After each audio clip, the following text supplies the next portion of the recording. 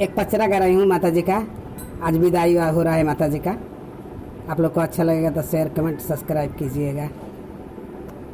रतिया में देखिला सपनवा जुड़ाइल मनवा, रतिया में देखिला सपनवा जुड़ाइल मनवा, भोरे भोरे देखाली सपनवा जुड़ाइल मनवा, भोरे भोरे देखाली सपनवा जुड़ाइल मनवा।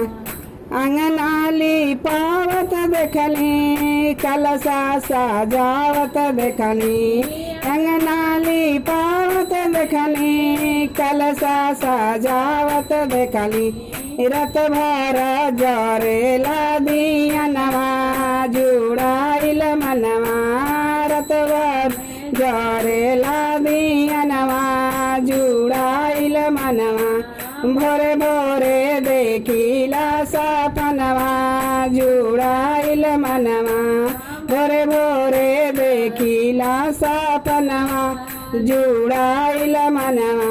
लल लाले डोलिया देखली लले ओ हरवा देखली, डोलिया देखली लाले ओ हरवा देखली, अंगना में उतरे मोरी मैया जुड़ाइल मनवा, अंगना में उतरस मोरी मैया जुड़ाइल मनवा, अंगना में उतरस मोरी मैया जुड़ाइल मनवा, भोरे भोरे देखिला सपनवा जुड़ाइल मनवा, भोरे भोरे देखिला सपनवा जुड़ाइल मनवा।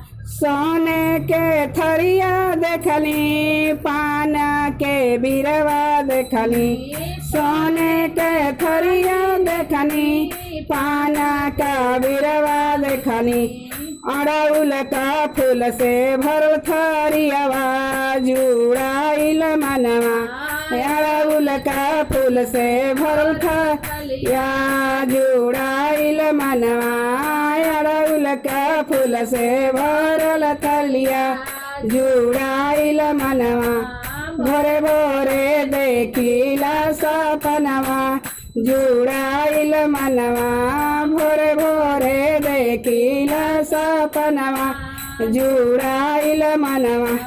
पुड़िया बनावत देखली खिरिया बनावत देखली, पुड़िया बनावत देखली खिरिया बनावत देखली, माई के भोगावा लगावत जुड़ाइल मनवा, आवाला गावत जुड़ाइल मनवा, माई के भोगावा गावत जुड़ाइल मनवा, भोरे भोरे देखिला सपनवा जुड़ाइल मनवा, भोरे भोरे देखिला सपनवा जुड़ाइल मनवा।